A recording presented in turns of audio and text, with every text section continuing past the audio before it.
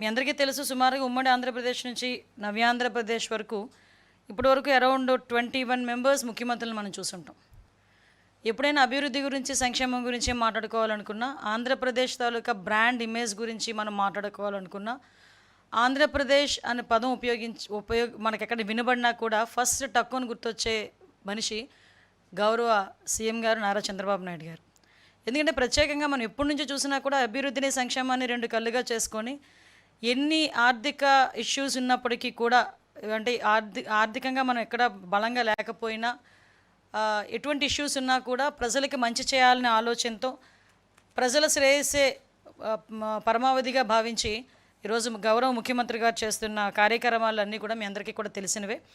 Around మనం కూడా మళ్ళీ చెప్తున్నా, ఆంధ్రప్రదేశ్ బ్రాండ్ అని గురించి మాట్లాడితే కనుక టక్కును గుర్తొచ్చేది మన చంద్రబాబు నాయుడు గారి పేరు. అటువంటి వ్యక్తి 14 నెలల ఈ జర్నీలో చూసుకుంటే అరౌండ్ ఒక పక్క నుంచి అభివృద్ధి, ఒక పక్క నుంచి సంక్షేమం, సూపర్ 6లో భాగంగా మేము చెప్పిన అన్ని అంశాలని కూడా పరిగణలోకి తీసుకొని ఈరోజు ప్రజలకు ఇవ్వాలనే ఉద్దేశంతో ఆర్థిక ఇబ్బందులు ఉన్నా కూడా సంక్షేమానికి ఎక్కడా కూడా ఇబ్బంది లేకుండా ఈరోజు ముందుకు నడిపిస్తున్న వ్యక్తి గౌరవ చంద్రబాబు నాయుడు గారు.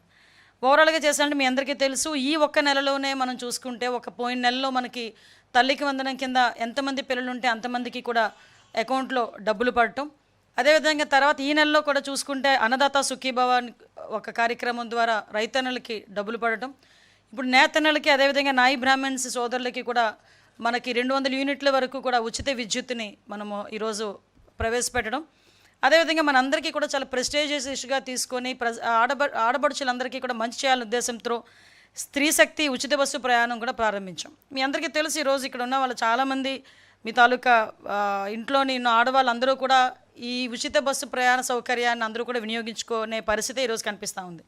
ముఖ్యంగా ఈ ఉచిత బస్సు ప్రయాణం సుమారుగా చూసుకుంటానంటే దగ్గర నిన్న ఒక్కరోజే 18 నుంచి 20 లక్షల మంది మహిళలు ఉచిత బస్సు పథకం ద్వారా లబ్ధి పొందడం జరిగింది. అంటే లాస్ట్ 5 డేస్లో కూడా చూసుకుంటే 20 crores మేర లబ్ధి జరిగింది మహిళా లోకానికి. అంటే నేను ఎందుకు ఇవన్నీ చెప్తున్నానంటే, ఈరోజు మహిళా సంక్షేమం ఒకవైపు, ఒక పక్క పింఛన్లు ఇచ్చి కూడా ఎన్టీఆర్ భరోసా కింద ప్రతి ఒక్కరికి కూడా 4,000 రూపాయలు పింఛన్ అనుకున్నట్టుగా ఇవ్వటం, ఇవన్నీ కూడా సంక్షేమానికి పెద్దపీట వేసే విధంగా ఈరోజు గవర్నమెంట్ పనిచేస్తూ, అదేవిధంగా ఒక పక్క నుంచి అభివృద్ధి గురించి ఆలోచన చేసుకుంటే, ఒక పక్క అమరావతి నిర్మాణానికి, పోలవరం నిర్మాణానికి, ఆఖరికి గ్రామీణ స్థాయిలో రోడ్లకి, డ్రైన్లకి, ఇరిగేషన్ డిపార్ట్మెంట్కి ప్రతి ఒక్కటి కూడా అభివృద్ధి కార్యక్రమాలు ఒకవైపు, సంక్షేమ కార్యక్రమాలని ఒకవైపు నుంచి మనం చేసుకుంటూ ప్రజలు కూడా ప్రశాంతంగా ఉండే పరిస్థితి నుంచి ప్రశాంతంగా ఉన్నారు. ఎందుకని చెప్తున్నానంటే, ఇంతకుముందు లాస్ట్ 19 to 24 అండి, ఎవరైనా ఒక ఇద్దరు కూర్చొని మాట్లాడుకోవాలనుకుంటున్నప్పుడు ఏం మాట్లాడుకునేవారు తెలుసా? వాళ్ళ సమస్య గురించి, లేకపోతే వాళ్ళకి జరిగిన అన్యాయం గురించి, వాళ్ళకి జరిగిన అక్రమం గురించి మాట్లాడుకుంటే, ఈరోజు ఈ 14 నెలల కాలంలో ఏ ఇద్దరు కలిసి కూర్చొని మాట్లాడుకున్నా సంక్షేమం గురించి మాట్లాడుతున్నారు, పరిశ్రమల గురించి మాట్లాడుతున్నారు, ఎన్ని పెట్టుబడులు వస్తాయని మాట్లాడుతున్నారు, ఎంతమందికి ఉద్యోగాలు వస్తాయని మాట్లాడుతున్నారు, వాళ్ళ బిడ్డలకు ఎటువంటి ఉద్యోగాలు రాబోతున్నాయన్న విషయం గురించి మాట్లాడుకునే పరిస్థితి.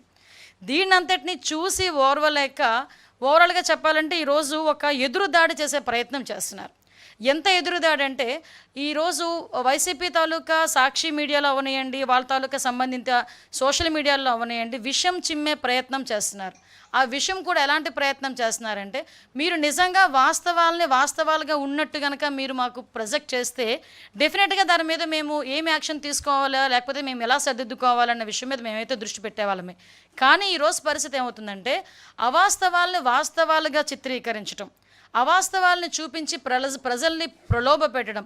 ఓవరాల్గా చెప్పాలంటే, ఒక ప్రజల్లోని ఒక అలజడిని, ఒక అనుమానాన్ని, ఒక అభద్రతా భావాన్ని క్రియేట్ చేయటానికి సోషల్ మీడియా వేదికగా, లేకపోతే మీడియా వేదికగా కొంతమంది చేస్తున్న దుష్ప్రచారాన్ని చూస్తూ ఉంటే, నిజంగా తిరిగి మళ్ళా మా కొరడాలు జులిపించాలి అంటే, మా పోలీస్ కొరడా జులిపించాలి అన్న పరిస్థితి అయితే వస్తుంది. పోలీస్ కొరడా అంటే మీరు వేరేగా ఆలోచించారు కాదు, మళ్ళా మేము కూడా దాని మీద ఇది నిజం కాదు, ఇలా అబద్ధాలు ప్రచారం చేసే వాళ్ళ మీద చర్యలు తీసుకునే పరిస్థితి రావాలి అనే ఉద్దేశంతో ఈరోజు మళ్ళీ మీ అందరి దగ్గరికి రావడం జరిగింది. ఎందుకనంటే ఈరోజు మనం చూస్తానండి, మొన్న నేను చూశాను ఇక్కడ విషయం ఏంటంటే, వైసీపీకి 2014 నుంచి 19 వరకు వైసీపీ పందా అదే, 19 నుంచి 24 వరకు వాళ్ళు అధికారంలో ఉన్నా కూడా అవే వాస్తవాలుగా చిత్రీకరించే ప్రయత్నం చేయటం, మళ్ళా తిరిగి ఇప్పుడు 24 నుంచి ఈ రోజు వరకు కూడా అదే పందాన్ని వీళ్ళు కొనసాగిస్తుంటే దీన్ని సామాన్యంగా ఏమనాలంటే వారసత్వంగా వచ్చే సమస్యలేమో ఇవి వారసత్వంగా వచ్చే సమస్యల్ని ఈరోజు ఎదుర్కోవటానికి ఈరోజు మేమందరం కూడా సిద్ధంగా ఉన్నాం. వీళ్ళు చేసే అవాస్తవాలని వాస్తవాలుగా చిత్రీకరించడానికి వీళ్ళు చేసే ప్రయత్నాలని కూడా తిప్పికొట్టేందుకు కూడా మేము కూడా మా ప్రభుత్వం కూడా ఎన్డీఏ కూటమి కూడా సిద్ధంగా ఉందని చెప్పడానికి ఈరోజు మేము అందరికీ కూడా ప్రెస్ మీట్ పెట్టడం జరిగింది. ఈరోజు మనం చూసామండి, నిన్న మొన్న మనం చూసాం, ఉదయం లేచిన దగ్గర నుంచి మొదలు పెడతారండి, అమరావతి మునిగిపోయింది, అమరావతి మునిగిపోయింది, అమరావతి మునిగిపోయింది. అరే అమరావతి మునిగిపోయింది అని మాట్లాడితే నేను ఒకటే క్వశ్చన్ చేస్తున్నా, అమరావతి మునిగిపోతే ఈరోజు స్పీడ్ యాక్సెస్ రోడ్లు ఎక్కడైనా మీకు ఎవరికైనా అవాంతరాలు ఏమైనా వచ్చినాయా? ఈరోజు మీరందరూ కూడా బళ్ళు మీదో కార్ల మీదో ఏదో రకంగా ఇక్కడికి వచ్చుంటారు కదా, ఎక్కడైనా రహదారులు ఏమైనా అడ్డుకున్నాయా? ఎక్కడైనా రోడ్లు కొట్టుకుపోయినాయా? మీరు చెప్పండి. లేదు. ఈరోజు నేను సెక్రటేరియట్లో కూర్చుని మాట్లాడుతున్నా, సెక్రటేరియట్ మునిగిపోయిందా? అసెంబ్లీ ఏమైనా మునిగిపోయిందా? ఈరోజు మామూలుగా మాట్లాడుకుందాం. ఈరోజు ఎక్కడ ఇప్పుడు అమరావతి కట్టడాలు కట్టుతున్న సమయంలో పునాది తీసుకునేటప్పుడు కొన్ని నీళ్లు చేరుతాయి. ఇప్పుడు వర్షాకాలం వర్షం పడక ఏం పడుతుందండి? వర్షం పడితే నీళ్ళు రాక ఏమొస్తాయండి? నీళ్ళు వచ్చినప్పుడు పునాదులు తీసినప్పుడు నీళ్ళు ఉంటగా నీళ్ళు ఆ పునాదుల్లోని కానీ ఆ చిన్న చిన్న గోతుల్లో కానీ నీళ్ళు రాకపోతే ఏమొస్తాయండి? 10 నుంచి 20 సెంటీమీటర్లు వర్షం పడేటప్పుడు నీళ్లు స్టాగ్నెంట్ అవ్వవా ఒక దగ్గర?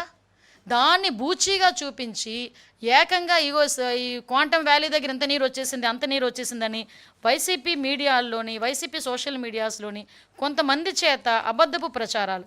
ఇతగాడెవడో సిద్ధార్థి సుభాష్ చంద్రబోస్ అంట, ఒకే ఒక్క వర్షం అమరావతి జలమయం. ఎక్కడి నుంచి పేపర్ తీసుకొచ్చి ఈరోజు ఆ ఫోటోలు పెడతారంటే నాకు అర్థం కాదు. ఈరోజు ఇలాంటివి సోషల్ మీడియాలో వేసి దీని గురించి అమరావతి కోసం 3 రిజర్వాయర్లు ఎందుకు, అమరావతిని ఒక రిజర్వాయర్గా కడితే పోలే, ఈ మూడు పంటల పండనేల రిజర్వాయర్లు నీళ్లు పుష్కలంగా ఉండాయి కదా. అంటే ఇలాంటి ఒక రకమైన నెగిటివ్ యాంగిల్లో ప్రొజెక్ట్ చేయటం ఇది ఒక్కటే కాదండి. ఇలాగా ఒక మూకుమ్మడిగా అమరావతి మీద దాడి చేశారు. ఈరోజు అమరావతి అనేసరికి ఒక ఆంధ్రప్రదేశ్ ప్రజల సెంటిమెంట్. ఆ అమరావతి రాజధానిగా ఉండాలని మహిళా రైతులు బయటకు వచ్చి సుమారుగా 5 సంవత్సరాలు పోరాటం చేసిన విషయం మర్చిపోయారా ఈ సోషల్ మీడియా బ్యాచ్? 5 సంవత్సరాల పాటు అమరావతిని రాజధానిగా కాదు 3 రాజధానులని జగన్మోహన్ రెడ్డి మాట్లాడితే అమరావతి సెంటిమెంట్ మాకు ఇక్కడ అమరావతి రాజధానిగా కొనసాగాలి అని కొన్ని వేల మంది మహిళా రైతులు ఆ రోజు బయటకు వచ్చి, లక్షలాది మందిగా బయటకు వచ్చి ఒక పక్క పాదయాత్రలు చేసి ఈరోజు అమరావతిని సాధించుకునే పరిస్థితి.